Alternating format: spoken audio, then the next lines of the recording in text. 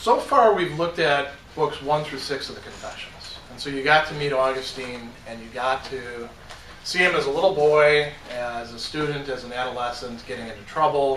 You remember the incident with the pear tree. He talks about, the awakening of sexual desire and all the trouble that started getting him into. And at the same time, he's got some other things going on, particularly as he moves into adulthood. He is a guy who is seeking. He's looking for the meaning of life. He's looking for what will really make him happy. And I think a lot of you are probably, whether you realize it or not, in the same sort of boat. Many of us, we end up picking something, whether it's a relationship, a career, what school we go to, because we think that that's the best choice for us. And why do we think that's the best choice? Because in a dim, perhaps not entirely articulate way, we think that's the good for us. That is what we really desire. That's going to open up the doors to what will really make us happy.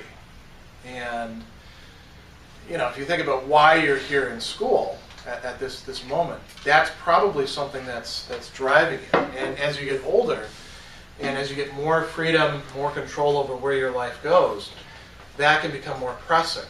People go through, and I'm not saying Augustine went through this, because obviously he's writing long before men and women usually go through this, but people go through what are called midlife crises. You might have seen some uncles, aunts, or even parents go through these sorts of things where they get about 35, 45, sometimes in their 50s, and suddenly they start acting very strange and doing things that they hadn't done before. Sometimes people get divorced, the classic thing is buy a sports car and start to live it up.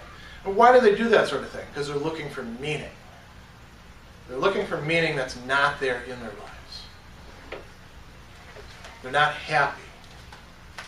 The things that they thought would make them happy, career, children, marriage, certain friendships, didn't turn out to make them happy. And they're feeling a sort of existential, what the hell is this? There's got to be something better than this. And Augustine is being driven by that the whole time. Not everybody has to wait until they get to be 40 before they ask about the meaning of life. That's something that presses on some people much more insistently early on. And so Augustine looks for meaning.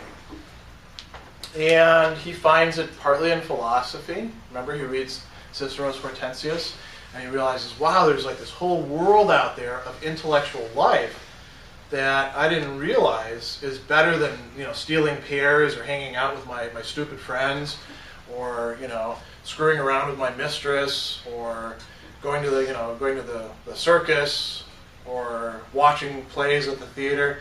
There's something bigger out there. And he throws himself into that, but he doesn't find that entirely satisfying. He doesn't find that can actually answer all the questions for him. So then he ends up in a cult. Remember we talked about Manichaeism?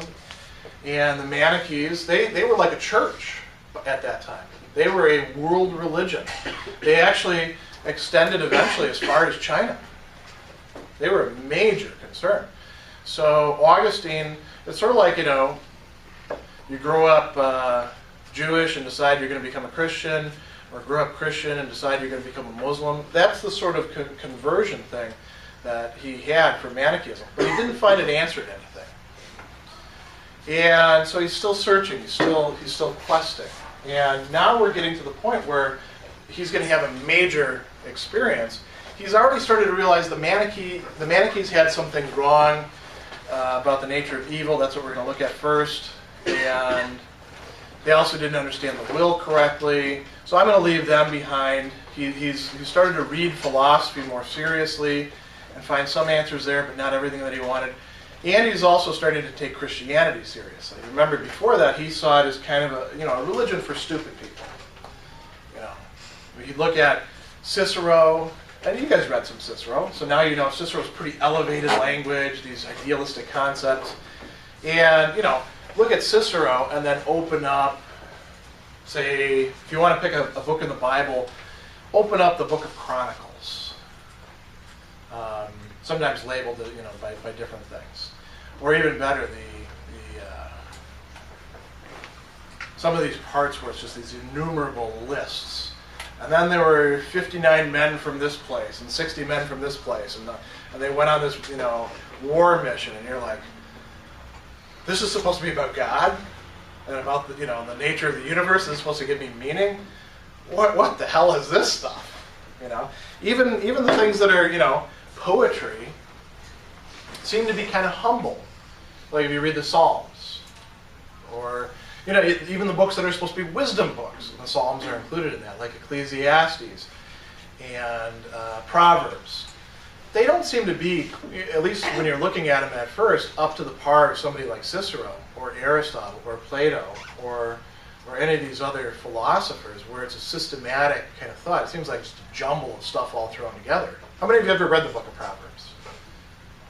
Nobody? You take a look at it if you got a Bible handy. There is a lot of wisdom there, but you got to kind of work to get it, because it's just seems at first like just a bunch of sayings all thrown together that maybe your grandpa could have come up with, and that's not particularly edifying. Well, Augustine thinks if you're going to get anything out of it, you have to be approaching it in the right way. If you're approaching it from a perspective of pride, or expecting it to look exactly like philosophy, academic philosophy, you're not going to get much out of it. If you approach it in a different light, which he's beginning to do now, he's struggling to do, you can actually start to realize that there's connections there. So when we look at the nature and origins of evil in Book 7, Augustine is going to see connections between what Neo-Platonic philosophy is saying and what Christian texts are saying about some important things. So let's actually look at them. He says he wanted to know the answer to this question. Why is there evil? And this is not a merely academic question.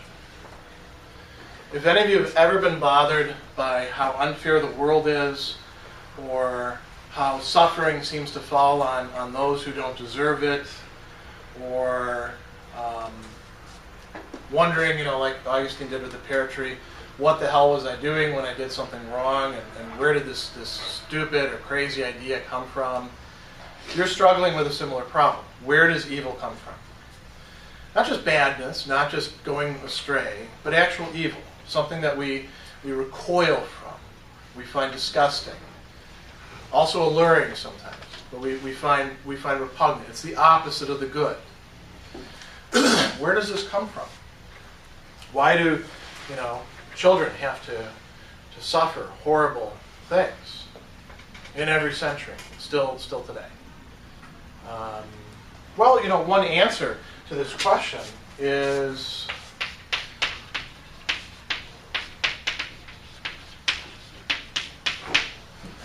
people do bad things because people choose to do bad things. Why was I a bad friend to this person back in middle school? Because I chose to be a jerk. That pushes the question back further, though. Why did I choose to be a jerk? Well, there was something wrong with me. Sometimes we want to write it off and say, yeah, it's nobody's fault, really. Nobody's really responsible. They just, they didn't see things the right way, and so then they ended up making the wrong choices or something like that. Augustine is actually taking this more seriously. He's saying, no, actually, people do bad things because they choose to do bad things. And that wouldn't be a problem for a lot of people. Like if you're an atheist and you want to know why the world is so screwed up, well, people are screwed up, and so they make a screwed up world. There's no God to be responsible for that. But once you have God in the picture, right? Now that's not quite so easy of a solution. Why not? What's the problem with pushing it all off on human free will if you got God in the picture?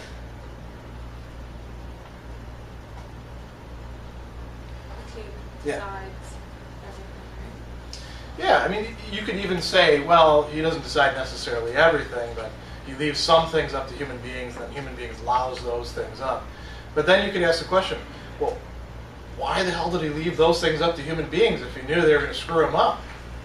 You know, if I know that you have a drinking problem, I shouldn't bring you into the bar and say, it's up to you. Would you rather have a shot or soda?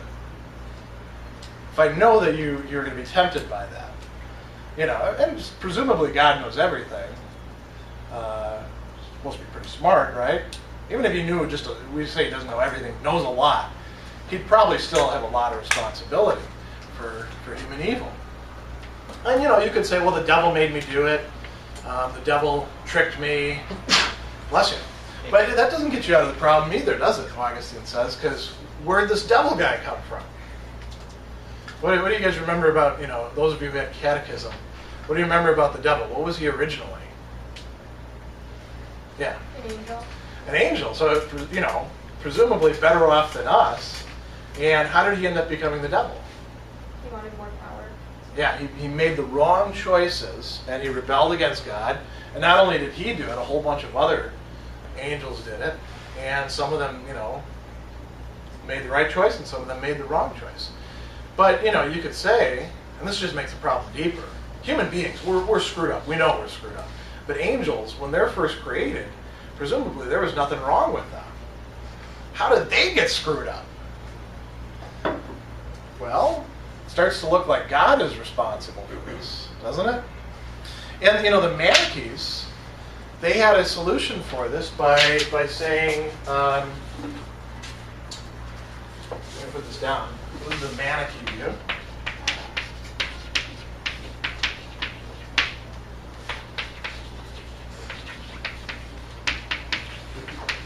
There's two principles. A good principle and an evil principle. Not principle like high school principle. Principles like things that get everything started. These are actually sentient beings. The God of the world, the God who created the world, is not the good God for the Manichees. He is actually just what they call the demiurge. The one who trapped, bless you, the light or goodness in matter and, you know, in bodies. And so, you know, what he is, if he really is a human being, because for the Manichees, a lot of us aren't actually human beings in the full sense, is a little spark of divine goodness trapped in a body and matter and even soul of evil. And the goal is to liberate that from the prison that it's in. And this entire world is just a big prison created by an evil God. What we should be doing is following the good God, who's not responsible for any of the evil in existence whatsoever. Because existence is terrible. Existence is bad. That's one way to go. Augustine is going to reject that path. Because he's going to say, no, actually, existence is good, fundamentally good. Being is good. Everything insofar as it exists, insofar as it has being, is good. And this is incompatible. If you wanted to be a Christian, this would be incompatible with Christianity because, you know, what's one of the things that in the old creation story, in the very first part of the Bible, what does God say at the end of, what does it say at the end of each thing that he creates? First he created, the heavens and earth, and then, lights and plants and animals and creeping things and fish, and then eventually makes a human being or two human beings, depending on which version of the story you're reading, because there's two versions in Genesis. Yeah? Didn't it say it was good? Yes. And so that's a central part, not only of Christian revelation, but Jewish revelation, that existence is fundamentally good because created by God. Created as good. So then, it got screwed up somehow. The Manichees have an explanation for how it got screwed up. It was screwed up from the very beginning. Christianity offers, a different story. Human beings screwed it up. Angels screwed it up. It got screwed up and kept on getting more and more screwed up, and it gets more and more screwed up by our actions, even in this world. The choices we make. we can screw ourselves up. So if we go the other route and we say, well, God made everything, so let's put this up on the board. God made everything. And Augustine even says, I conceived of God, I brought everything I could think of, the entire universe, like before my gaze, and then thought of God, and God is like bigger than the universe. God encloses the universe. He's thinking of God in a very materialistic way. He says, this is actually a screwed up way to try to think of it, but this is what we do as human beings. We try to make sense out of things larger than ourselves. So God made everything, and we know there is evil. How do we know that? Experience, right? We've experienced bad things. We've experienced bad things that are actually done, sometimes for their own sake. And Augustine has that whole thing that we talked about last time. What's a bad thing? It's when you pursue the lower goods as opposed to the higher goods. They're disordered. We know that that's the case. How many of you have had a relative die in your lifetime? Death is a terrible thing. How many of your relatives died not peacefully in their bed at 80 years old after a full life, but earlier than that, or in violent ways? Okay, that's evil, according to Augustine. That's something we feel bad about, right? That's why we grieve. That's why we feel that things are unfair. We could go down the list, if we wanted to. But, so we know there's evil by experience. Well, where did that come from? Did it come in from the outside? But there isn't any outside. We've just brought up the whole universe sort of in our heads, and then there's God. We'll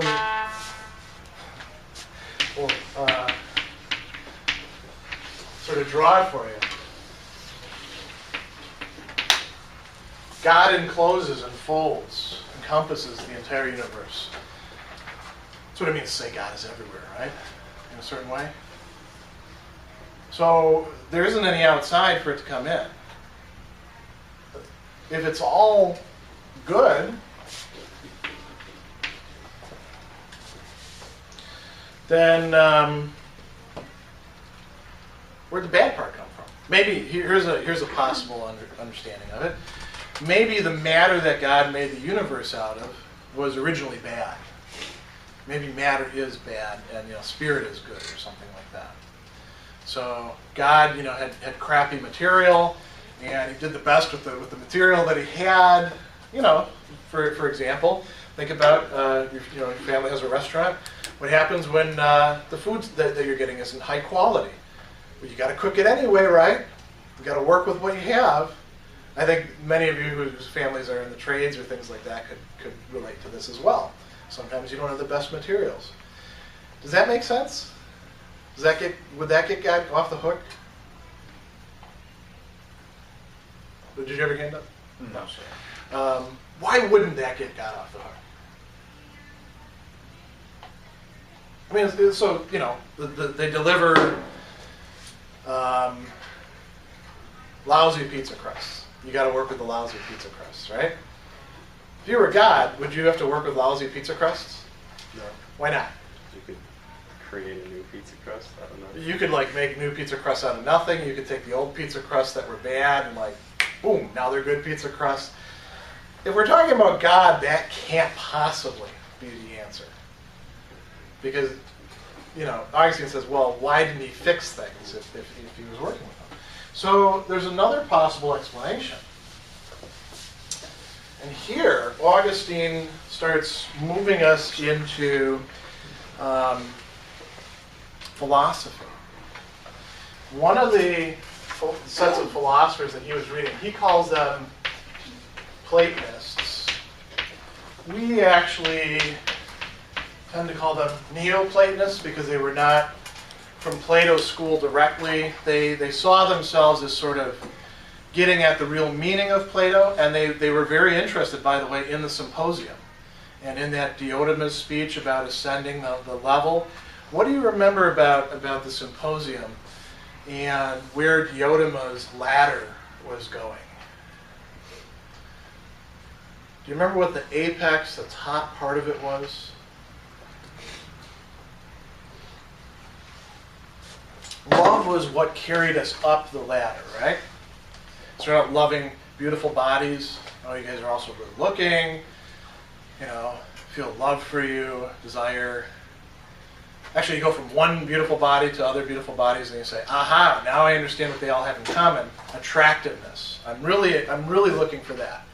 And then we make sort of a quantum leap. We move from the body to the soul, and the soul, something makes the soul good, and we keep going up and up and up. What happens when we get to the top? What do we find there? We have an experience, Socrates said, right? An experience that's totally fulfilling.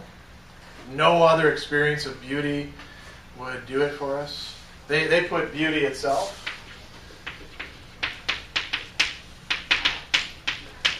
Or another way of thinking about this is the good at the very top. And then, you have levels.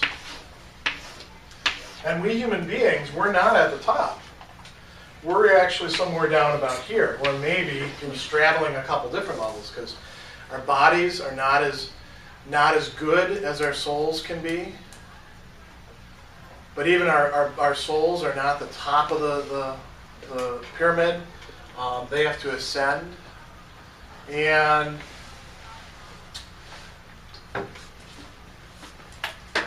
later on,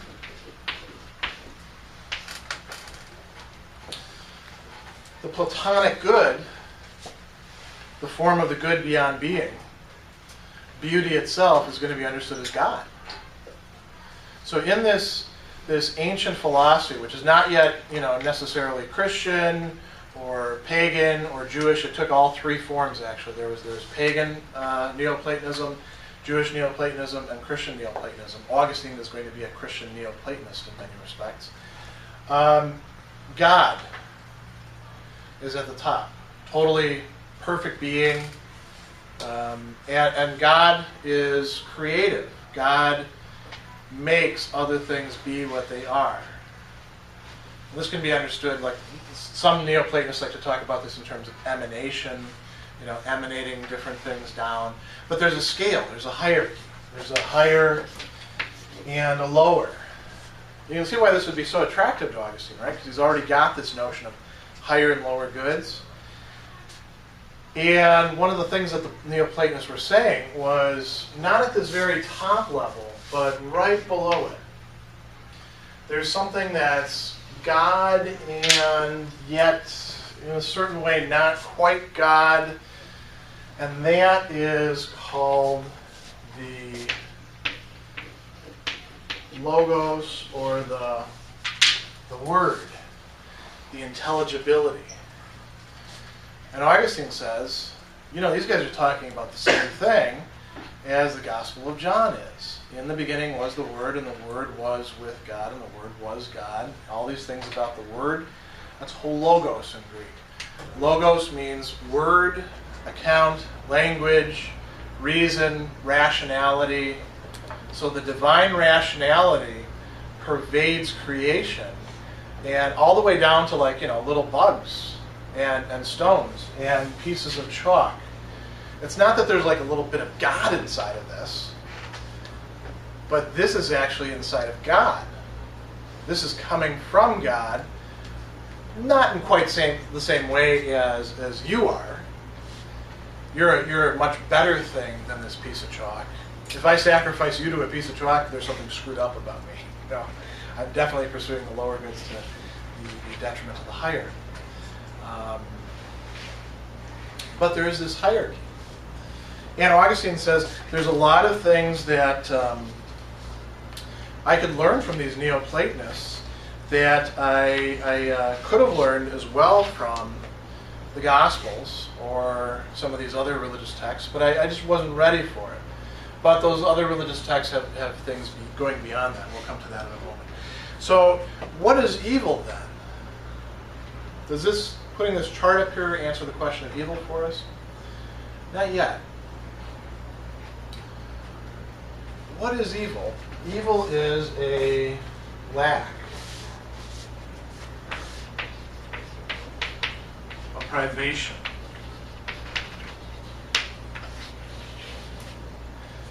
Of being. Greatest amount of being, least amount of being. These beings almost don't even exist. Once we get to the level of matter, you're talking about, now this requires a transformation of thinking. We tend to think in scientific terms like matter's the most real, and human beings maybe aren't really that real because we're just made up of matter and we're a bunch of, synapses in the brain or things like that. The Neo-Platonist view is, no, the things that are the most real are the things that are the most enduring, eternal, unchangeable, and things like matter at the very bottom almost don't have any being at all. They barely exist. Things like human beings exist more than chalk does. Chalk exists more than the matter of which it's composed. So the intelligible is more real. This takes some rethinking things. If that's the case, what is evil? Evil is a lack or privation of being. It's a lack, something missing where it should be there. So if you're bad, why are you bad? Because you lack the good that ought to be in you. If you are, like Augustine, somebody who is far too driven by sexual desire, you lack a certain control over yourself and your desires that ought to be there in the human being, but isn't there. You're lacking a certain good. There's a hole inside of you that's, where something that ought to be there is missing. And you can pick this for any other thing. If you're an unfair person, justice, bless you, is lacking in you. If you're a stupid person, in the sense of ignorance, knowledge is lacking in you. If you're a stupid person in the sense of like being stubbornly hell-bent on not learning anything, genuine stupidity or foolishness, wisdom is lacking in you. And evil is sort of a fall from higher being to lower being in this viewpoint. Human beings can lower themselves, can treat themselves, say, just like animals. Animals are lower in the scale than human beings are because they don't have reason, but we do. So if you don't use your reason, you're lowering yourself in the scale of being. You're introducing evil. That doesn't really account for everything that we would want to know. Augustine talks about religious scriptures, and he gets some other things out of them. He says that, for example, Neo-Platonic philosophy could tell us that the Word comes from God and also is God, and the Logos was involved in all creation. But it doesn't tell us that the Word took on human flesh, like the Gospel of John does. Or, all these other things about it. I mean, it didn't just take on human flesh and walk around and say, I'm God. Nice to meet you. Is your life complete now? There's all these other parts of Christian doctrine, right? Suffered, was crucified. For just the nice people? No, for everybody, even the jerks and the terrible people. Did he come like a king coming down from on top and said, all right, I've got the revelation, everybody believe me. No, he went around with dirty carpenter, this lower middle class schmuck who people misunderstood and not like in any place that mattered, in Galilee and and Palestine. I mean, if he'd really been on the ball, he would have gone to Rome or maybe Persia or China, one of the major, centers of civilization. Instead he goes to this, backwater place. Well, that's all important, actually. Because what does it show us? The Neo-Platonists don't understand that the highest being, out of love, drops itself to the level of lower beings. There's something very important about that, and we'll come back to that a little bit later. What I want to hit on now is Augustine has a religious experience. He says that he turned inward, and what did he find? I'm going to read a little bit. He says, I entered into my inward soul, guided by thee, guided by God. As I entered, and with the eye of my soul, saw above the same eye in my soul and above my mind the immutable light. So you're seeing God. And he says, it was not the common light which all flesh can see, like, the lights that are shining here in the classroom. Nor was it simply a greater one of the same sort. It was not like that light, but different. Nor was it above my mind in the same way oil is above water or heaven above earth physically, but because it was actually higher. It was ontologically or metaphysically greater than myself, than as he's narrating it. And he says, it made me and I was below it because I was made by it. And then he says, when I first knew thee, you lifted me up that I might see there was something to be seen, though I was not yet fit to see it. And you did beat back the weakness of my sight, shining forth on me the dazzling beams of light, and I trembled with love and fear. There's a reaction, right? This is a religious experience. When people have religious experiences, it's not just some sort of, ideas in their mind that they report. They talk about their emotions. Fear, awe, and love. He says, I realized I was far away from you in the land of unlikeness. As if I heard your voice on high. I am the food of strong men. Grow and you shall feed on me, nor shall you change me like the food of your flesh into yourself, but you'll be changed into my likeness. So he becomes aware existentially in who he is, emotionally, experientially, of the distance between the human being and being itself, God. We're not God. We're not the highest thing. We're not the divine from this perspective. So he says,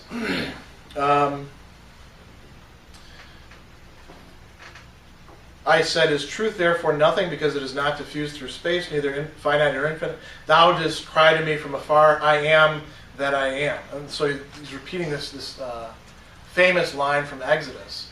In Exodus, Moses asks God, what's your name?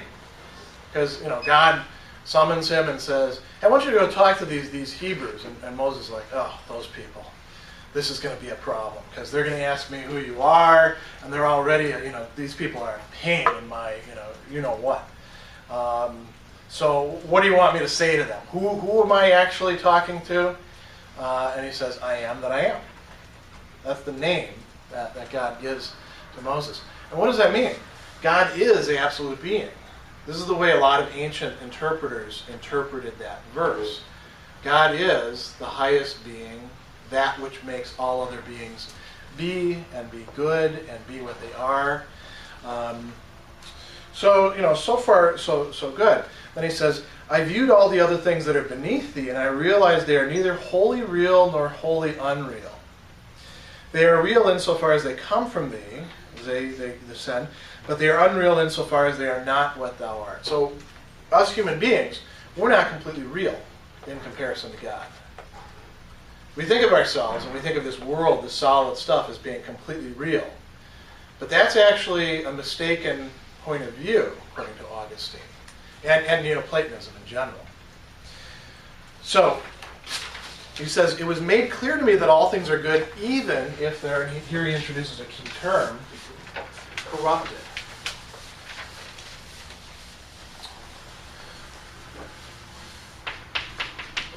Evil is corruption of something good.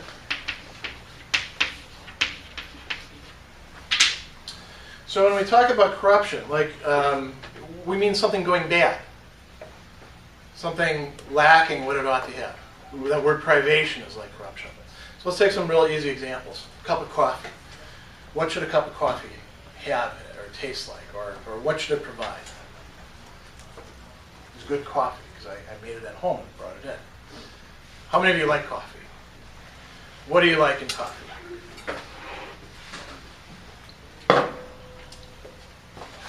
How many of you ever go to that Starbucks across the street? Just a few of you? What do you expect? What do you buy when you go there? Do you buy a latte or? I like an Americano.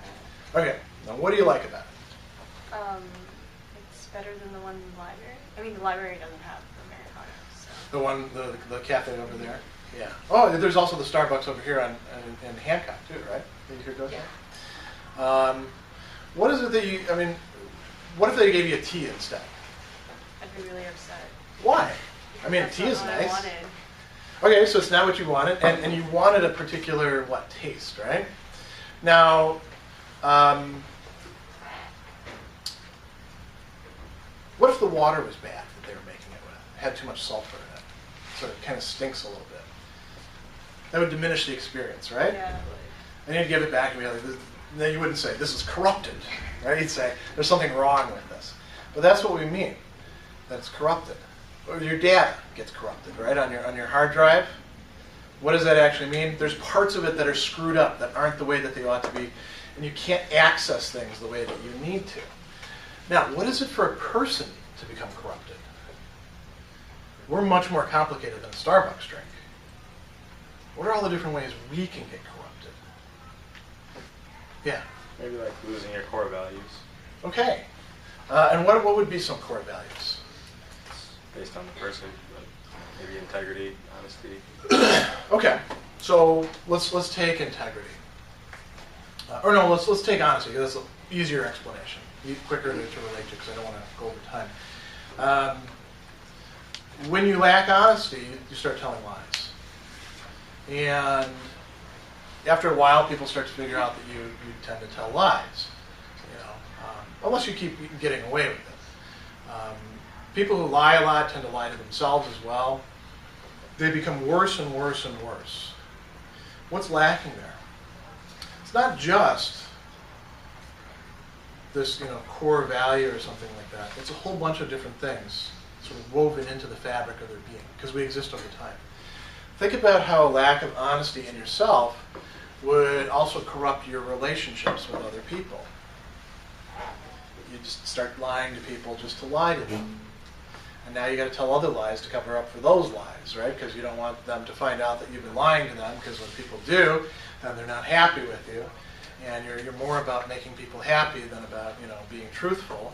And pretty soon you've created this entire persona. And then it starts to get uncomfortable. Sort of like a bad suit. And you start to want to get away from it, but you can't get away from it anymore because you're caught. That's the force of habit, Augustine is saying. We can become corrupt in all sorts of ways. We can become corrupt in our bodies too. What are ways your body can go wrong? When you get sick, right? Sometimes it's something that comes in from the outside, like a flu virus, and you throw up a lot, and you get a headache, and you lay in bed. And sometimes it's stuff within your own body turning against itself. Like when you get cancer, cancer is your body going nuts. And certain groups of cells saying, I'm no longer into the big plan.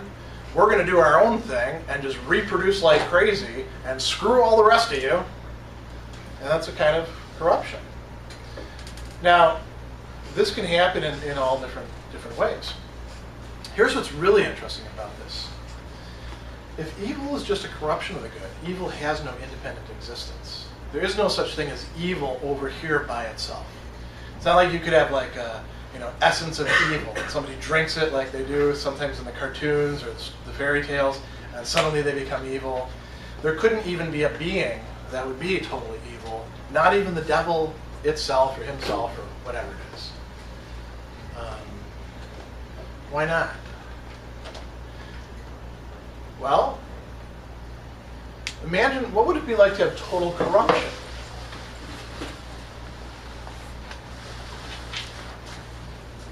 Instead of putting thing, we can say being. When something becomes corrupt, it has less being, doesn't it? It's less what it ought to be. It's less something. It's closer towards nothingness. If something became totally corrupt, bless it, what would happen? It would cease to exist. Not even the devil can be totally bad.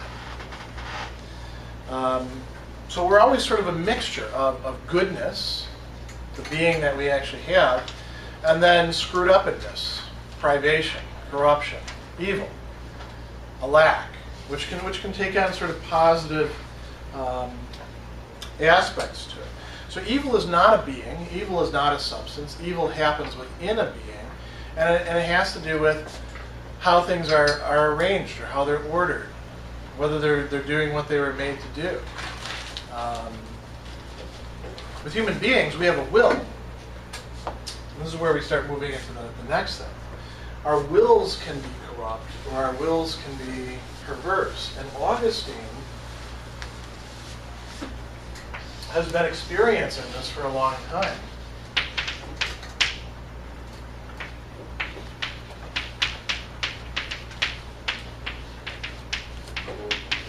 So we've got this will, this faculty of choice. And when we will something, we will an action, or we will, some other action. Notice, though, the will is also what we call, there we go, reflexive. It bears on itself. Like, think to yourself right now. Have there been days this semester where you had to struggle to get to class? How many of you have had to struggle to get to class? I'm going to admit that I have too. You wanted to do something else, maybe lay in bed. This is an early class, right? Or watch TV, or call a friend, or go to a different class. You say, I wish it was this class instead because I actually like that class, right? But you made yourself do it. You chose one action over another action. Now, let's say you actually sort of took stock of yourself and you said, boy, I don't want to go to class almost all the time. There's something wrong with me. I need to change my attitude. I need to rethink the way I'm looking at things, and not just looking at things, but the way in which I'm doing things. I gotta build up some new habits in myself. There your will is working on itself. That's reflexive. You see the difference there? Your will is what gets to decide what you're going to do. And your will is not something that only exists in the moment when you're choosing. It's with you all the time. It's actually, in many respects, most what you are. From an Augustinian point of view, it's almost like the core of who you are. You are what you choose. You are another part of the will that fits in here. You are what you desire. You are your habits. When they tested you, do you guys still take the SAT, or is the ACT still around? Are there other things you have to take to get in college? I don't know. I should find out because I've got to have college-age kids before too long. Are those scores you? How many of you feel those scores are you? No? Why not? It's just a generalized test. Yeah, it's not like testing your will. What is it testing? It's supposed to be a predictor of whether you will succeed in college or not. That's what the SAT is designed to do. What level of challenge you can be faced with. So what's it measuring?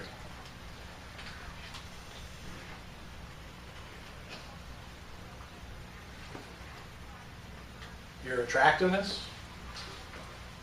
No. Yeah. I like your IQ. Yeah, your intelligence. And only certain parts of your intelligence. We talk about emotional intelligence as well, and things like that. That's in a certain way less who you are. That is important. You do carry that around with you. When we get to this talking about memory, that's very important. But you're really, at your core of your personality, your will. This is a very important idea. Now, Augustine has a problem, and he's talking about this in book 8. What's his fundamental problem? What's he torn between at this point in time? What are the two things that are pulling him in different ways? He's caught in a situation where it's not just I got to decide between these two actions. put on the blue pants or put on the green pants today? All right, picked out a pair of pants, now I'm fine. Got them decided for the entire day. He's wavering back and forth. Have you ever been in situations like that where you know that you should do one thing, but you're very attracted to doing another thing instead, and you can't, you say, okay, I'm going to do the right thing, but you find yourself not able to fully commit to it? Have you ever been in that sort of situation? I think all of you have, many times. Every semester, you're going to begin school with a new resolve. This is going to be the semester where I get all A's, and I show up to every class, and I'm going to learn so much. And what's going to stand in the way of that? You know, there can be days where you're like, it's so nice outside. Screw class. Or, you know that you should really spend a lot of time on the homework assignment and reading, and you're like, yeah, I've read this through twice and I don't have it completely down. I should stick with this because this is valuable for me. I should learn this. But there's a show on TV. Walking Dead is going to be on. So I think I've studied enough. Or I got to text my friend. Or, pick any one of a million different things. Other things lead us astray, right? What is Augustine struggling with? What are the two options here at this point? What do you remember?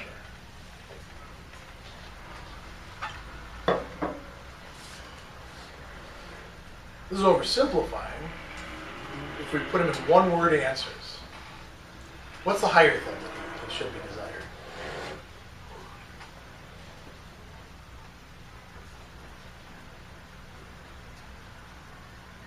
Come on, you guys read this. What's he desiring? What does he want to change his life to focus on? Give you a hint. It starts with a G. It's not Greg. Or Grub. Yeah, somebody said it. Go ahead. I heard somebody say God under their breath. Maybe they were, God, this won't end, will it? He's oriented his life. He realizes he should, in fact, choose God, and that means giving up some things because, to choose God means to choose a certain way of life oriented towards God. So that's not compatible with getting to sleep with whoever he wants, even with eating and drinking as much as he likes, whenever he wants to, as we see a little bit later. What's the thing he's really struggling with? Is it being a Manichae? He's left that behind. He says, that was a dumb thing on my part.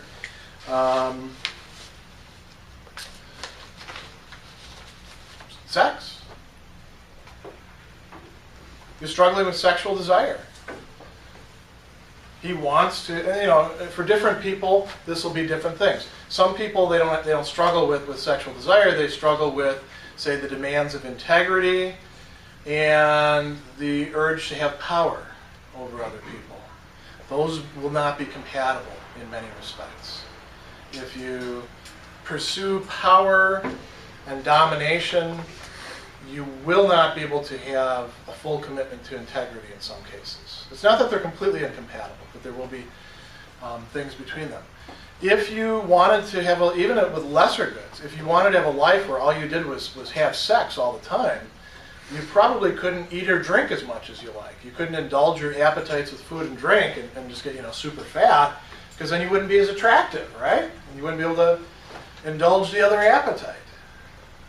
There are compromises and sacrifices that have to be made. You guys know the difference between a compromise and a sacrifice?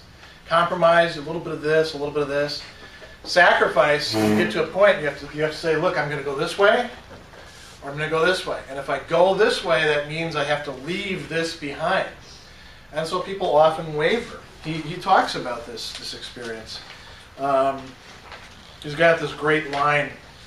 He says at a certain point, I used to pray all the time that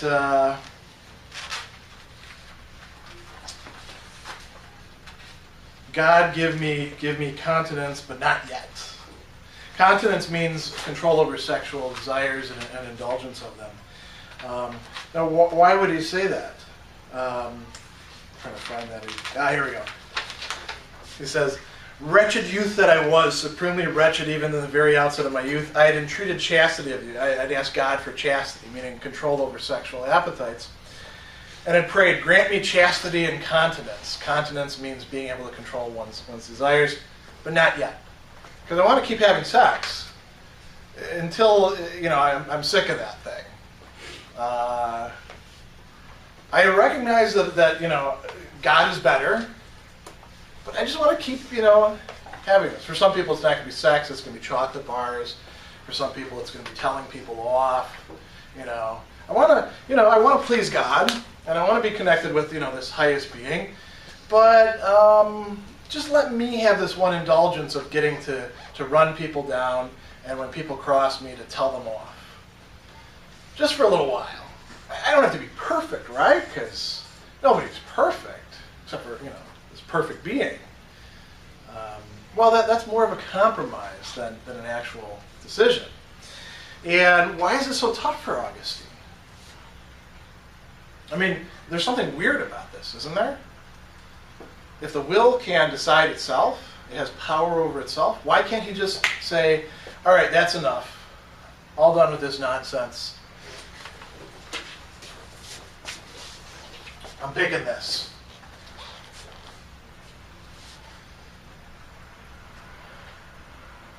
Well, why when you begin your next semester and say, this is going to be the semester where it all comes together, what do you think is what are you going to run into that's going to make it tougher to do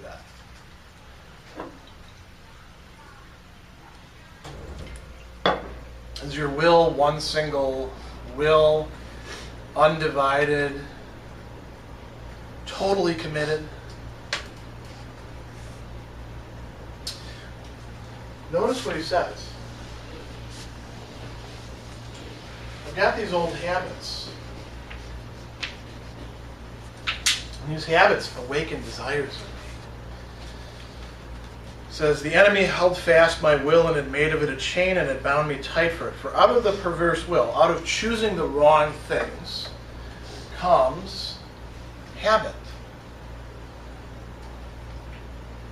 Well, actually came desire, and the service of desire ended in habit. And habit not resisted became necessity. When we have a habit of doing something, we feel like it can't not be that way. We're stuck with it.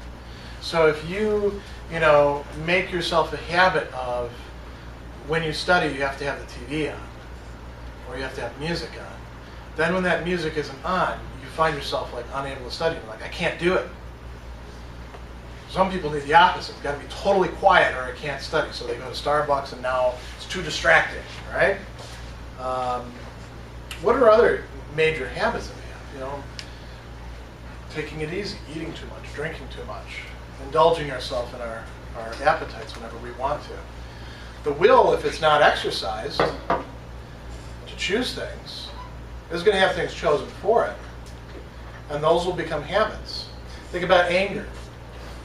Is it a good thing to, when somebody crosses you, to get really angry with them and yell at them and make sure that they know that they're a jerk?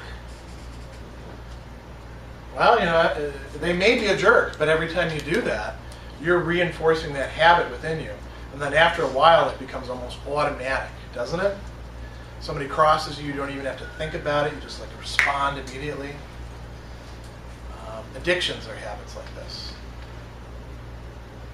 And Augustine, I don't know if he'd actually qualify as, I'm not even sure what you have to do to qualify as a sex addict in this culture. It's kind of a recent designation. But he's got a definite problem with sexual desire. And he's got a habit. He's been, since he was a young guy, he's been having sex. And he likes it. Because it's fun. And, afterwards he's like, that wasn't the right thing to do, he feels kind of, like he's let himself down, he's let other things down. But, the habit says, come on, this is going to be a lot of fun. You like this. You already have experienced this. being committed to the other thing, he doesn't actually know that he's going to like that, does he? He just has somebody's word for it. This is going to be very sweet. He's experiencing a little bit of it, but he's having to struggle against habit. So what we actually have here are two wills. There's a divided will. One wants to go one way, one wants to go the other way. He's experiencing a conflict within himself. The will itself is split upon itself. He's not entirely there. He says, here we go. This vehement quarrel which I waged within my soul in the chamber of my heart was raging inside my inner dwelling, and agitated both in mine incontinence. I seized upon my friend and I said, "What's the matter with us?" Now his friend is actually able to be continent. What is this?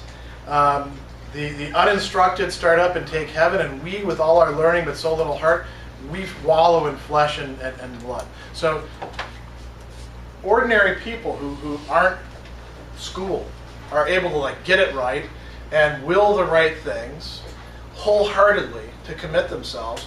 What the hell is wrong with us that I'm stuck between this thing that's not even, it's not like I'm struggling with, I want to read books or spend time with God.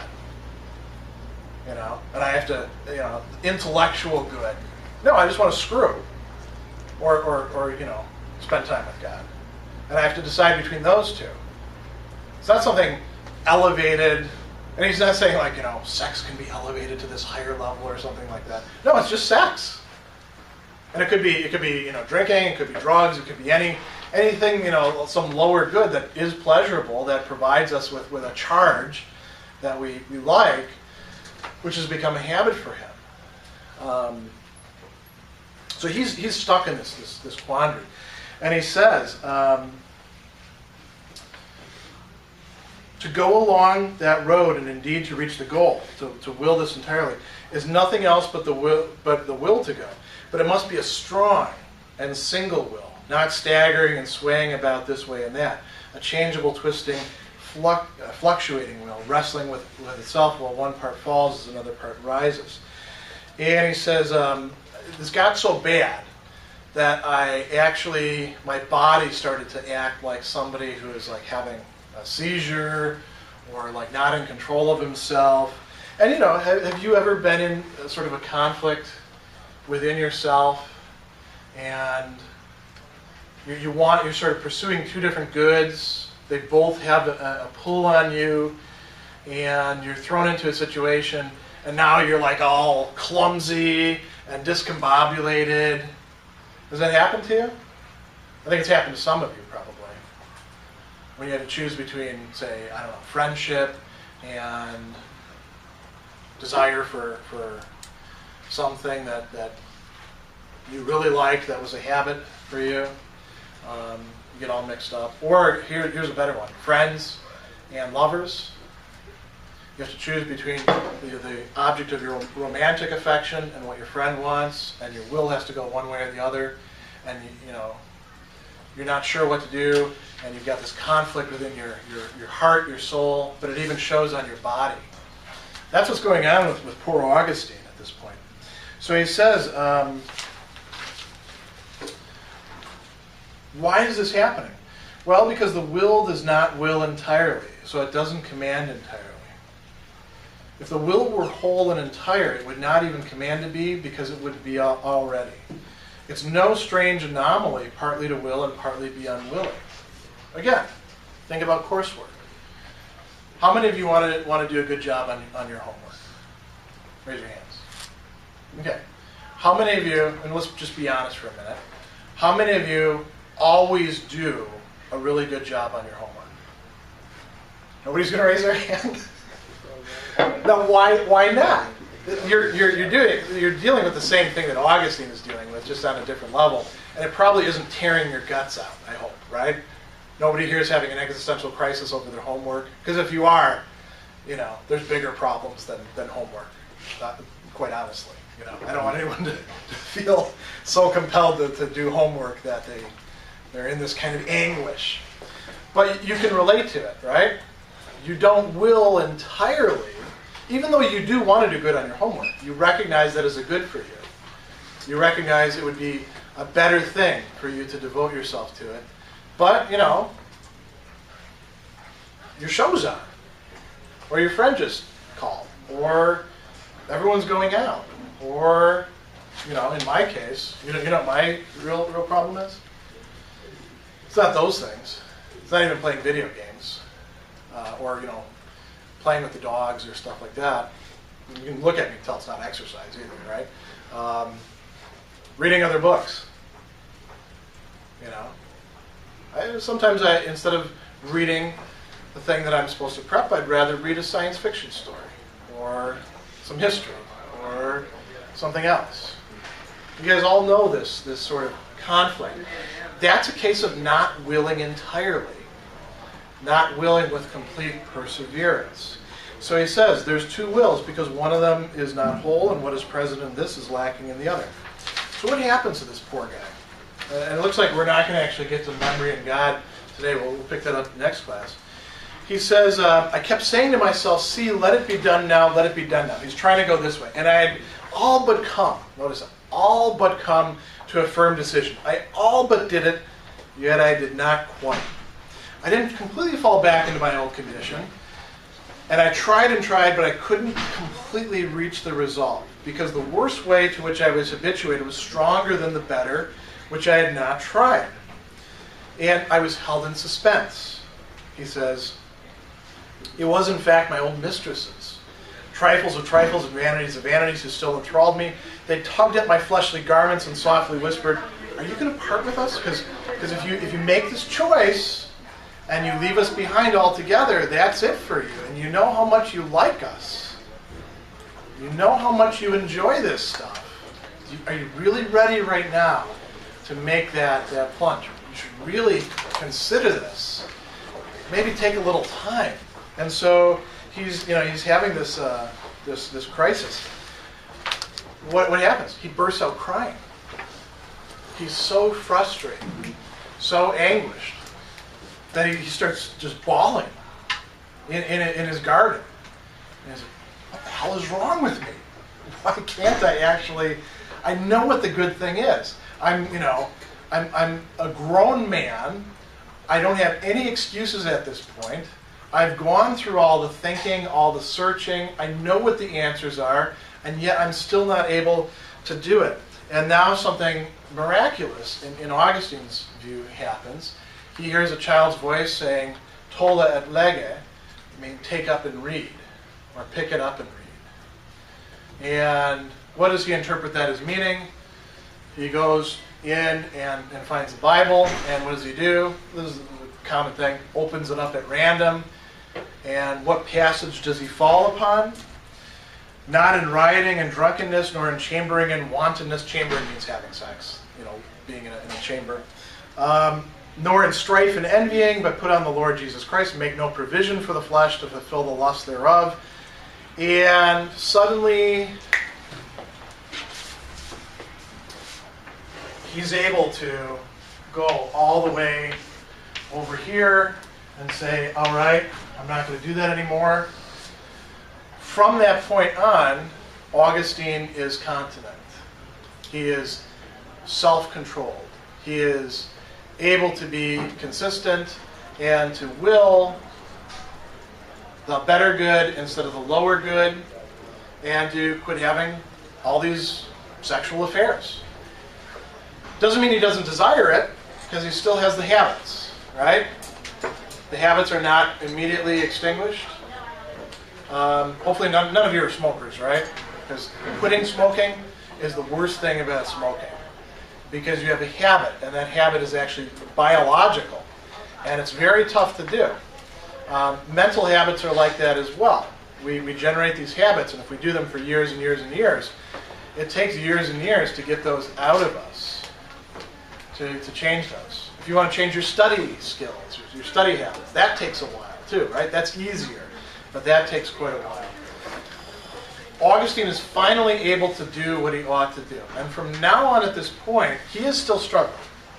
He struggles till he dies. But now he's been able to shift things to the right side.